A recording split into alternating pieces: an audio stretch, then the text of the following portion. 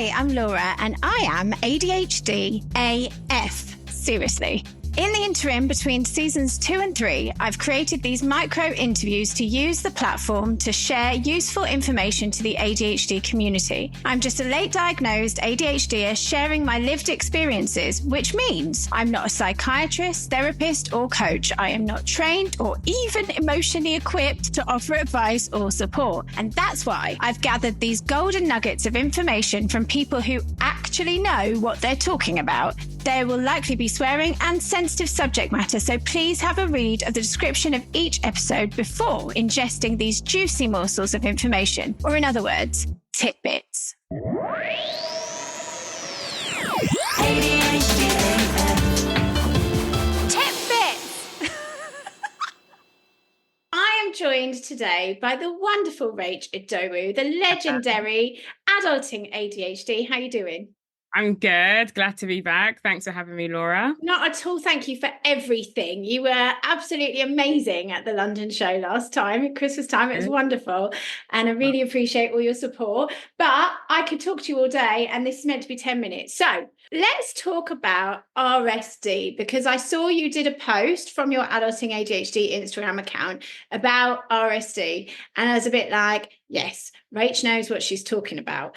Just in case anybody doesn't know, RSD is obviously rejection sensitive dysphoria. I've renamed it really shit daydreams because that works for me. And I'm trying to take the power out of it because it's something that I find really debilitating and really affects my daily life. What is RSD? RSD tends to refer to extreme emotional sensitivity as a result of a person, I guess, so two things: the perception of a person feeling like they've been rejected or criticized, or a person actually feeling that way because they have been rejected and criticized. And this can manifest in so many different ways. We go into ourselves, people can spiral into depression, we ruminate over our feelings. Some people kind of, lash out in anger, maybe, self-harm. So many different ways people are affected by RSD. I should say that a lot of this kind of stems from emotional dysregulation, the inability to kind of regulate your emotions. For some people, it tends to cause us to act out or show the effects of RSD in ways that aren't healthy to ourselves or sometimes people around us. Rejection isn't nice. Full stop. It doesn't matter who you are, how old you are, where you are, what kind of brain you have. If you got turned down for a job, if you got rejected by a date, any of those things, rejection hurts. We know that. But this is more about the perception of rejection. It is that dysphoria of it being disproportionate, especially if it hasn't happened, and it might never happen, right? Yeah, exactly. Sometimes caused by miscommunication or just misunderstandings or lack of self-esteem with us, or just, again, that confusion between two or several parties. So, for example, let's say in the workplace, sometimes it could be constructive criticisms, but we internalize that in a way where we just feel like it kind of a slight to us, and it becomes very intense and we become very emotional. We ruminate and, we spiral, and sometimes it can feel painful because, we harp on this feeling of being rejected or criticized. Physical pain sometimes in the body, like a shock through your body almost. But there is a school of thought that RSD, as we know it, that it doesn't really exist. It's more that because as undiagnosed or late diagnosed ADHDers, we've got all this kind of reserves of hurt feelings. We've been up against it. And so actual RSD isn't real. It could just be our emotional dysregulation. It could just be, all the reserves of bad shit that we've got back there rather than a real thing. But it got me thinking. I was very young. I must have been 6. And I remember I was out shopping with my mum and I was so bored. I was just like, oh, please, can we go? And my mum told me off. Behave yourself. This is my time. We can have a walk around the shops, wind your neck in. And it just spiraled into this huge, huge thing where it was like, oh, mum hates me, all of this stuff. So actually, I was only 6 then. So I know that is not a backup of lifetime experience. Yeah. that happened. That is my first memory. So I wonder, do you know how far back you had RSD? I mean, I remember my mum taking me to the GP and saying, there's something wrong with her. If she misses a bus or someone says something bad to her, she has like a breakdown and a panic attack. Yeah. And my GP was like, no, she just worries a lot. That would fade away. Yeah, warrior. Yeah, a warrior. In school, it seems like everyone is in a corner having fun and I'm just sat there and nobody wants to speak to me. But and I internalized that. But really, if I did, the average person will just go up to people and just say, hey, what are you guys doing? Whereas me, I'm like, assume there's no problem. Yeah. And then somebody will come over to me like, what's wrong? And I'd be like, well, like everyone's over there and I'm over here. And it's like, no, come over here. I'm waiting for you. What I'm learning now is sometimes just to ask and forget about assuming. It's quite awkward, but for me, it has like resolved so many internal feelings that it was by just asking and communicating, because people aren't mind readers, and as humans we make mistakes, we overlook things. I think on top of that, what you have to remember is, especially when we are dealing with other neurodivergent people, because we all know it's no one size fits all, is that if you're RSDing about somebody else, don't forget that they likely have RSD as well. We have to understand that although our ADHD symptoms, etc., can play out in different ways, we're all going to be experiencing it in similar ways. So to just be mindful of that, I think. And give people grace. What can we do about this dreaded RSD? Then let's say, for instance, you are friends with someone who always, gives you backhanded compliments, who criticize you, picks up whatever things you wear. I know it's easy for me to say, cut them off, but a way to reduce having to feel like this is avoid certain people or distance yourself from certain people that trigger your RSD, because there are some people you surround yourself with that will be toxic. Could be decide, I can't go to that place you invited me to. Sorry, it's not working for me. And you're saying that because you don't want to be around them because they induce these feelings of RSD with you. Then kind of maybe avoid certain triggers in people.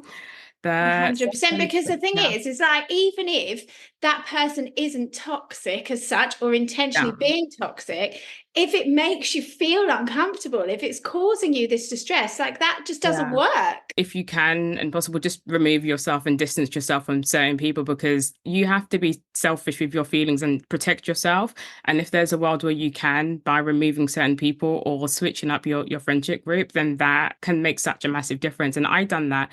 They're just playing, it's a bit of banter, but if that banter and those jokes are making you constantly feel that when you've told that person and they say, it's not that serious, then you don't need those type of people in your life. Because what's the cost, right? This is what we're talking about. Like, we have to protect ourselves. We have to be all right. If it's costing you too much in your time and your worry and your feelings, like that's a danger to you, really. Yeah. It's not worth it. So I was dating someone a few years ago, and if I text someone, I expect a bit of a back and forth. And then like not radio silence for like a couple of days with people saying, oh, I'm busy, I can't do this, or we're not speaking to each other as regularly as we should. So at the time I'm thinking, is this like normal? I haven't experienced this before. And I actually addressed it with the said person, and they're like, no, I work, I do XYZ during the week. Sometimes I don't have time. I still continue to feel that way. So at my old workplace, we have this employee assistance program where it's basically free sessions of therapy for people who work in an organization. And I was like, no, I need to speak to someone. And I actually called the therapist line to talk about my dating dilemma. They said, no, you're completely valid in feeling this way. You need to set things straight with this person. Are you interested or not? Because you're completely right. And you're just going to continue to spiral. And that helped me. I felt at peace. I had those conversations and we ended up breaking up, but I knew it was like time, and that counselor was completely right. It's very awkward and hard to ask or clarify whether what you're feeling is valid or not. Your feelings are valid, but the person who may have offended you or who may have said something that has made you second guess yourself, maybe it's worth clarifying. So with my manager, when she had, suggested a few changes in like an old job, I had to give her a call and just say, hey, just to double check, you're happy with everything. I'm not on the wrong track. I just need to make a few changes. And on the call, she was like, yeah, everything is great. This will help it make your document even better than it already is. So, and then that just solves the problem like that. It's such a good point, because so many people talk about that daily fear. I have a friend who wakes up every morning and spends 2 hours gripped with fear that she's going to be sacked today. right? Wow. So many of us experience it in that way. Is actually, that's such a good one. I've done it myself. I was convinced I was going to get sacked from a job, and when I eventually said, I should leave because I'm not doing a very good job, they're like, what are you on about? Yeah, you're doing a great job. Like, actually communicate it, get that clarification, because the awkward conversations is better than the turmoil and the tying yourself in knots. Just checking in will at least give you a sense of relief. Sometimes when I experience RSD, when it's work related in the past, to a few work friends, let's go to the pub, I need to drink away my feelings. Yes. And that's very unhealthy. And lots of people with ADHD, or a lot of people who experience RSD, turn to unhealthy vices to kind of cope with it. So whether it's like alcohol, maybe drugs, comfort eating, maybe anger and lashing out, sex, I think more needs to be done when you speak about, okay, so what are the healthy ways we can cope with feelings of RSD? Is there ways we can talk through it with people or someone? Can we post anonymous online, like on Twitter or Reddit, or have like community groups? Is meditation, prayer your thing? Is maybe having a healthy vice, like, okay, if I feel this way, I'm going to have maybe a can of my favorite juice, and that's it, we're going to stop at that instead of like a bottle of wine. Favorite song. Anything that takes you somewhere. Yeah, absolutely. That is such good advice. I think it was Zoe Joanna Coaching said to me, when you're feeling like this, the first question shouldn't be, how do I solve the problem? Because that would be in the past. I'd be like, right, I'm going to go and say this, or I'm going to go and do this, and I'm going to take action. And actually it should be, what do I need? What is it that I need to feel better right now? Exactly. For those who are experiencing RSD, look, your feelings are valid. And I think it's healthy to kind of sit with our feelings and try to process them instead of, I guess, burying and disassociating, which I've done in the past.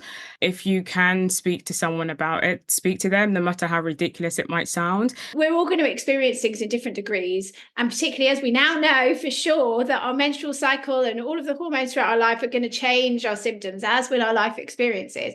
I just want to dedicate this to everyone who really struggles here, because we're right in the trenches with you all together. And actually, if you are one of those kids that was called a warrior, I want to say that we are RSD warriors, not warriors. And you can't see the spelling, but you get where I'm going with it. I get it. I spot on. If people don't already follow Rach, then you need to at Adulting ADHD. Check out her amazing ADHD traits cards as well. Thank you. I hope you enjoyed that tidbit from an expert. If so, please comment in the Q&A on Spotify or leave a review wherever you're listening, and I might just keep creating them alongside season 3, which is coming right up with some full-length interviews with absolutely legendary ADHD AF guests. If, like me, late diagnosed ADHD left you feeling like an alien, you are not alone. Come and connect with the community at ADHD AF Alien Nation Live Tour, an intergalactic, huntastic expedition invading 14 UK cities this spring-summer to raise ADHD awareness and connect local ADHDers. Tickets are available via the link in the blurb of this episode and on ADHDasFemales.com/events. These very special live shows explore going from the feelings of alienation to discovering an alien nation. There's a whole planet of us. I hope to see you in real life there, and/or chat to you on Discord or over Zoom on the online peer support community Planet ADHD AF.